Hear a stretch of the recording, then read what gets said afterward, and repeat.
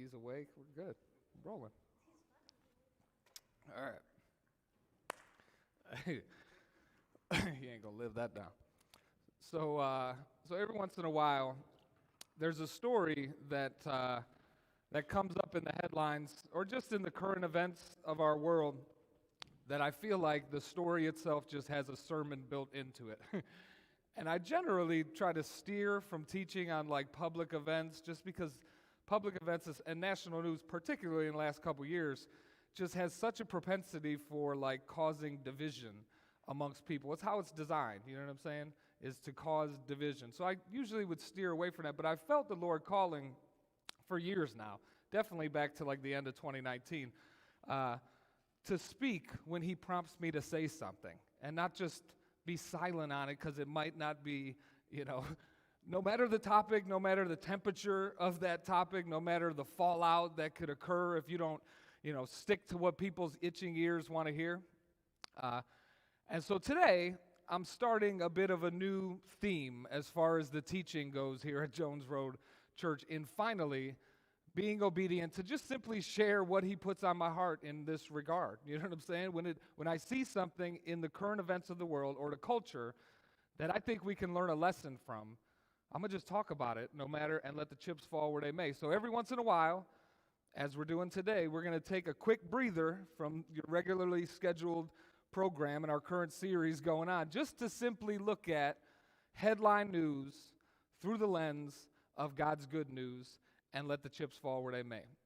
Because if pastors are not addressing the real life issues and the hard topics that are part of people's everyday life, then what are we really doing to apply this word that we talk about every week to our actual everyday life or the crap that's going on in the news or in our life or whatever it might be? I would argue that it has been the silence of cowardly pastors on some of the most hot-button issues over the past century that has allowed the culture to get to the point where it's at now. Because we're the only people who possess the absolute truth, and if we're not willing to talk about those topics, then relative truth will just reign, and it's just kind of willy-nilly culture moves as it goes, because no one has the guts to stand up and just say what it is.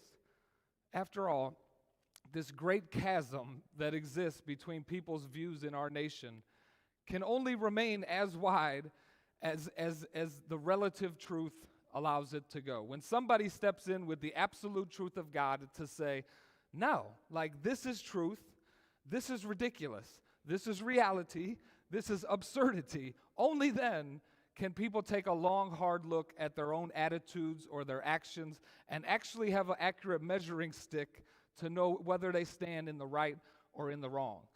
Now, granted, among people who don't accept this or acknowledge this word as absolute truth, the chasm will always exist. You know what I'm saying? Like their brand of truth always, it will sway with the wind, and their whole life will be one big contradiction of morality and ethics and all those sorts of things. But for those of us who call ourselves Christians in this world, there's no excuse for the range of opinions that we've had on a myriad of topics, politically, socially, all kinds of things. So there might be small variations in our views based on background, upbringing, all that sort of stuff.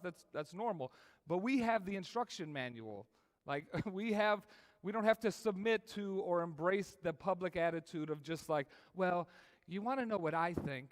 Like, no. I don't want to know what some random dude on Facebook thinks about any given topic. Like, it doesn't matter. Social media has tricked people into thinking that, like, there's some kind of expert on matters that they're simply not qualified to speak on. You know what I'm saying? Like, when it comes to the most hot-button issues that affect the everyday lives of people around the world, we don't have a right to an opinion, period. Like, we instead have a light that can lead us through the darkness of our times and give us the one perspective that actually matters. What I think is irrelevant. It's useless. What I really think about it is what I think is irrelevant because I know that my own human heart is deceitful. It's wicked beyond all things. I got all these prejudices and all this sin inside, all these things that go into that opinion that I'm given on Facebook. I don't trust my own heart. So what we need to do on this topic and on a myriad of other topics is just to simply dig in and find out what God's got to say about it. because every other opinion is futile and childish, period. If I can't show you something directly from this word, why something is true, even today, completely disregarded as nonsense and just some dude's opinion standing up on a stage. Okay, so with that as the backdrop, let's dig into our first ever Read All About It teaching. So, a few weeks ago, our football team in Cleveland, the Browns, we traded for a dude named Deshaun Watson, who, if we're judging by football talent alone, brings with him the greatest hope that this franchise has had, at least over the span of my lifetime. I'm 43 years old, right? The issue with this particular young man is that a little over a year ago, a number of women came forward in Texas to accuse Deshaun Watson of sexual misconduct of varying degrees. 22 women in all said that he, in some way, made inappropriate advances toward them sexually. So herein lies the conundrum, right, for everyday Browns fans like me or like any average Joe. And really a conundrum that's bigger than sports and travels into morality, ethics, and other arenas. But here's the conundrum. Are we to now celebrate the arrival of a man who has the capacity to do great things for us on a football field, even though he's been accused of things that are vile and inexcusable, right? And I've seen people's responses to this conundrum range from, I'm completely done with the Browns, like I cannot believe that they would sell their soul to the devil and go get this guy, to complete disregard. Like, I don't care at all. Like, is he going to win us a Super Bowl? I've seen that range play out, right? So what struck me this week about this particular story, and the reason I wanted to teach on it, is that I don't think most Christians, or even just people in general, know where they should stand on it. It's like an uncomfortable position to be in, whether closer to the one extreme, like, oh, I'm done with them, and who can I root for now, or the other, where we disregard this, right? I don't think people really know where they should stand. If they're a Christian, they believe this, and I believe that God's word, though, gives us clear direction on this particular news story, and also direction on how to take what we're going to learn today into just our everyday lives and how we treat people in general, just not to deal with this story. So I want to start this whole thing out the only place it ever should start out, and that's in His Word. The passage that I'll be using as the backdrop for this teaching, and the first verse, it comes from 1 John chapter 4, verse 7 through 8. And it says, "Beloved, let us love one another, for love is from God, and whoever loves has been born of God, and he knows God. Anyone who does not love doesn't know God, because God is love."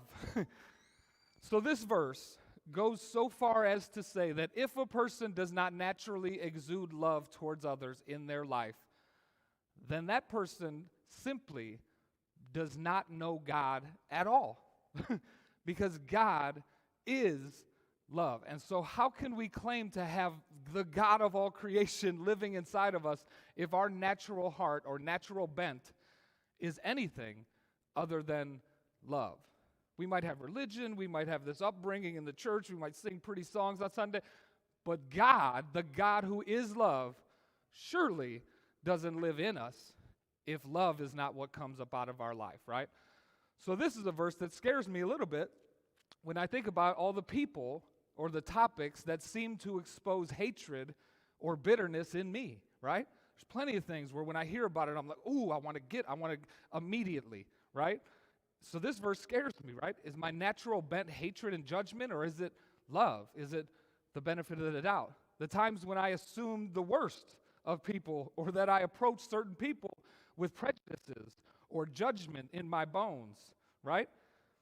If I do not allow the love of God to be my natural bent towards other people, then perhaps the love of God is not in me at all.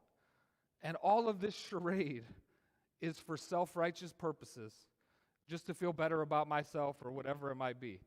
The symptom of knowing God, according to this, is that love towards others will personify who you are. And that defines what makes a Christian, what makes a person who knows God more accurately. Not where you go on Sundays, not what faith statement you might adhere to. That defines, does this person have God up in them, or are they just doing the dance? Now, we could follow that with the question, okay, Jeff, well then what really is love? Because there's some room there. And I'm glad you asked. Because again, we have a direct answer from God in 1 Corinthians 13. He says this. It says, love is patient. Love is kind. Love does not envy or boast, and it's not arrogant or rude. It does not insist on its own way. It's not irritable or resentful. It does not rejoice in wrongdoing, but rejoices in the truth. Love bears all things. It believes all things. It hopes all things, and it endures all things. And I want to key in just on one particular aspect of what God just gave us, the definition of what love really is. And that's verse 7, which says, love believes all things. So what does that mean? If this love that we claim lives inside of us believes all things. Does it mean that we ignorantly believe what we want to believe about people, or that we fly in the face of proven facts to just get to some kind of blind love for people that's foo-foo and ignores their actions? No, doesn't mean that at all. What it means is that those who possess the love of God inside of them will give people the benefit of the doubt. It believes the best of people. Love thinks the best of other people, even when there's some doubt maybe. It gives people credit. Like, love isn't just quick to assume the worst about somebody, but it yearns to assume the best about other people. It attributes the best of intentions to people, no matter what things might look like at the time. Having that kind of supernatural ability is a fundamental difference between godly people and godless people. I know that in my life, for sure. Have you ever known people who just automatically assume the worst? Like, they assume the worst of you, they assume the worst of their neighbors, they assume the worst of the people they see in public or on the news or whatever. Immediately, their knee-jerk reaction is naturally to assume the worst. Like, I know hundreds of them. Their general attitude towards people in this world is that the people of this world have something wrong with them until they prove otherwise, right? You're guilty in their eyes until proven innocent. They maybe have history that caused them to become that way. I can promise you, though, that the love of God described in what we just read does not live in those people, period. Now, maybe they've been hurt. Maybe they've been scarred by life. Plenty of factors could have gone into making them that way. But no matter what path got them there, something has sucked the love of God fresh up out of them, or it was never there in the first place. Because the love of God believes all things. It believes the best of all. For the godless people, anything could be true because nothing's true. You know what I'm saying?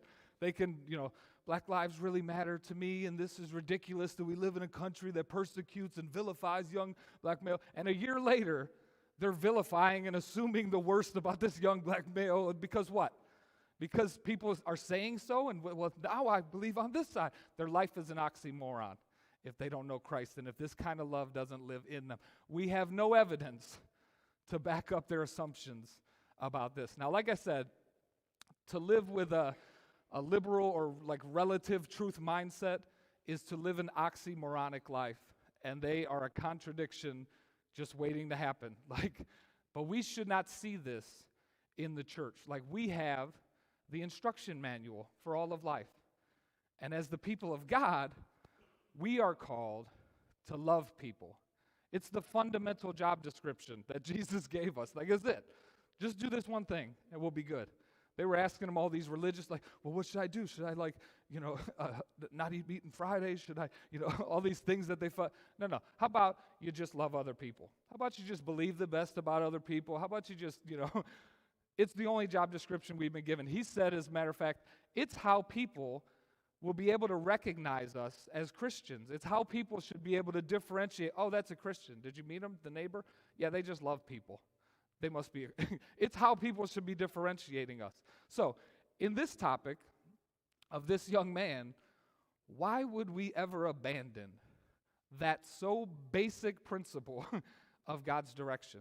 Like, we are the ones who believe the best about people until proven otherwise, right?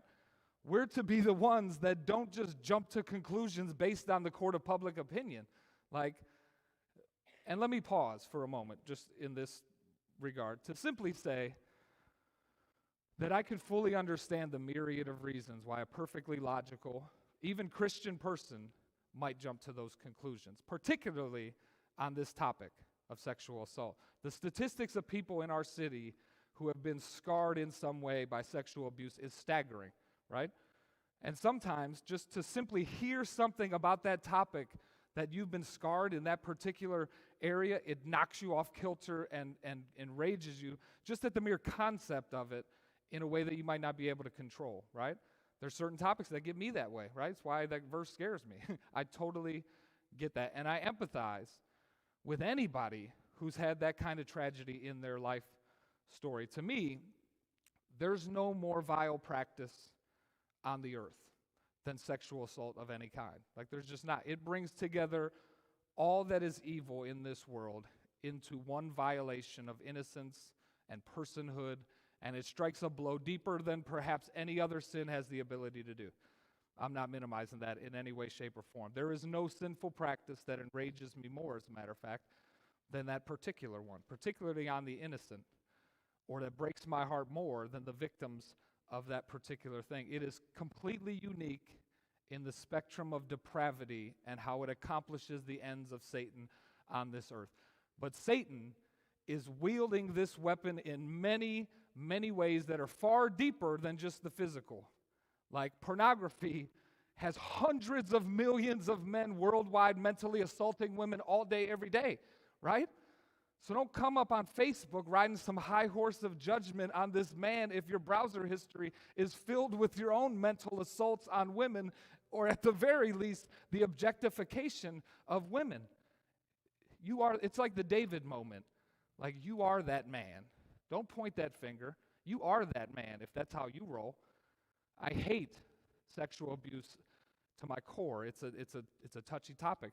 From its physical form to its virtual form to the spiritual implications of what happens in an environment or in a person when that kind of victimization takes place.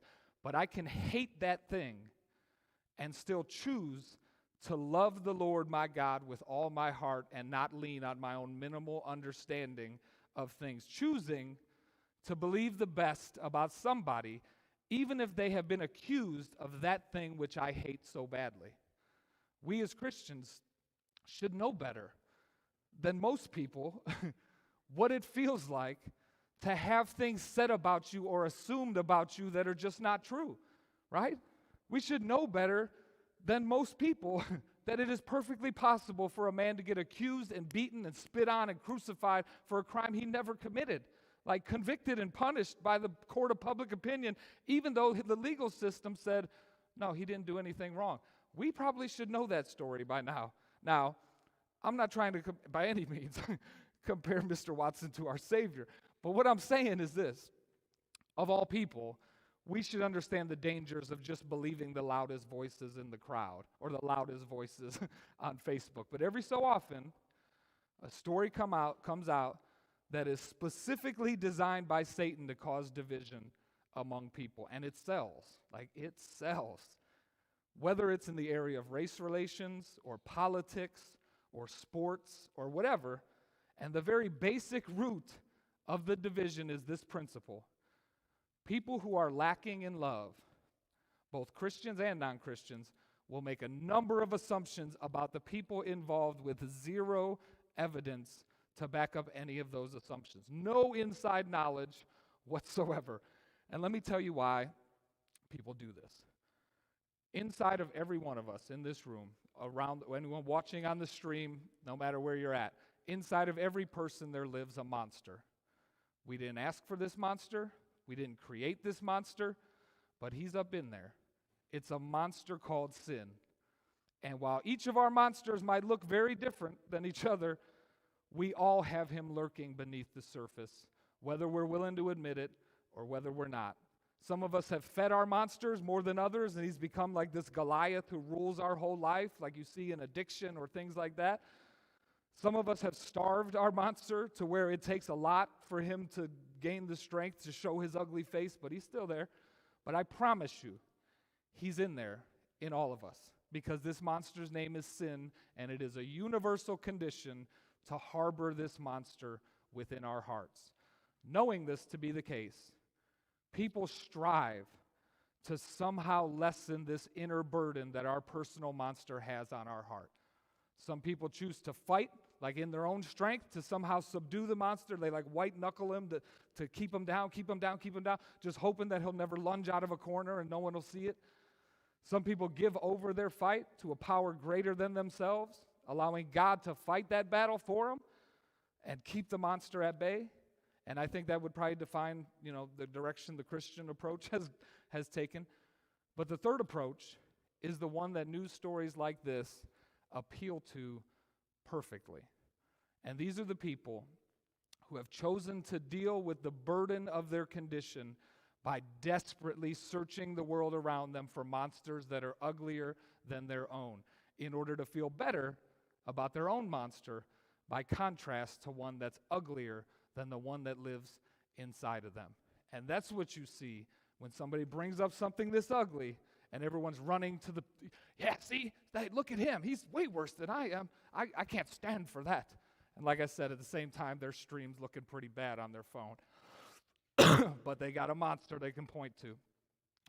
These are the people who get a hold of a story like this and are immediately standing in judgment at the mere concept that a person might dare to root for such a deviant person. I will never root for them again, because my demons aren't nearly as ugly as the one that this guy brings with him, or the ones that we might think he might be, or the ones that are starting to look like he may not be bringing. In any event, I've made my decision. My children will not be rooting for a team that would bring in a man who maybe might have, possibly have done such a thing, because we're above such atrocities.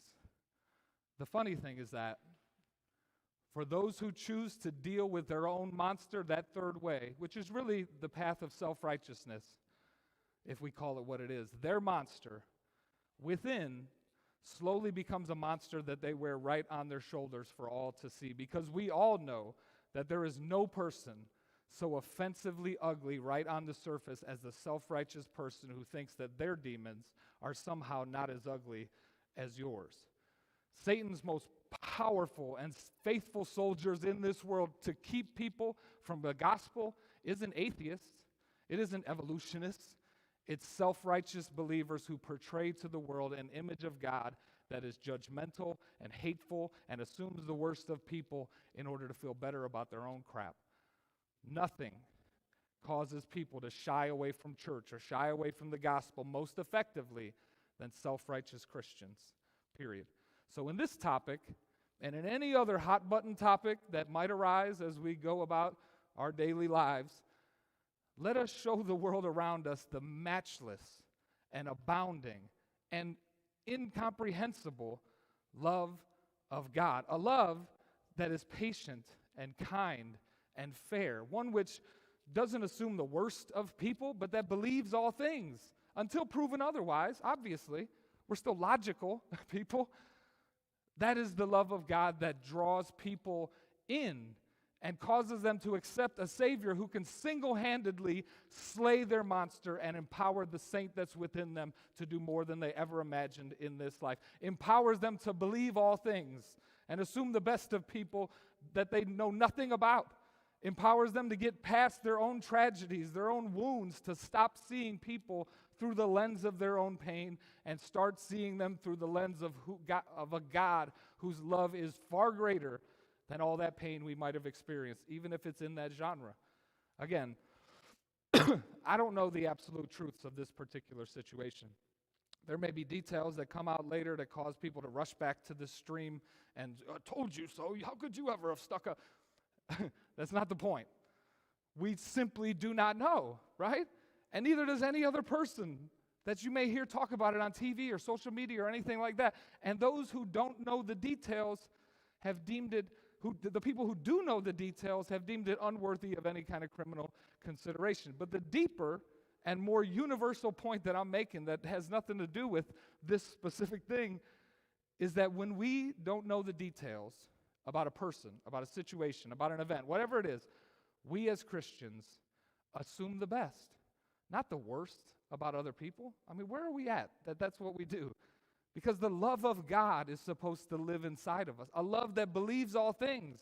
It's supposed to be what makes us stand out amongst the world who's pointing to the monsters and saying, yeah, see, they're bad, they're bad, they're bad, I'm okay. It's a world. We should have a love that endures all things. So even if these things were proven to be true one day, that doesn't give us an excuse to try to highlight his monster either. Like, our love endures past failures of other people because we know the sin sickness that lies at the root. And it's a sickness that we share. We have a monster as well. A person is not defined by the worst thing they've ever done in their life. That doesn't make up a person. So if we want to use this story as a springboard to teach our children something, like I see everyone trying to use it, if we want to use it to teach our kids something, then teach them this. Assume the best of other people until you absolutely know better. But also that failures are inevitable in this life. It's what a person does on the other side of failure that defines what kind of person they really are. Let's not define someone without even knowing whether the particular failure even took place. Let's act like Christians and not be so far apart when it comes to our response to events like this.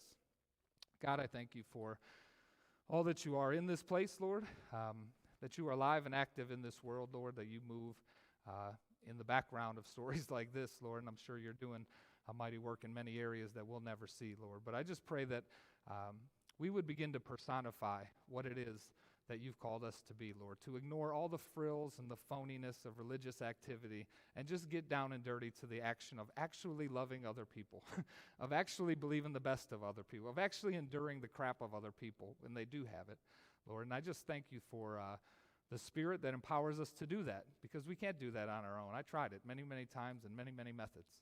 But your Spirit does empower us to love supernaturally, even when it doesn't make sense, Lord. So I pray that we would be a model of that in this world, in this topic, in our neighborhoods, and in 100 other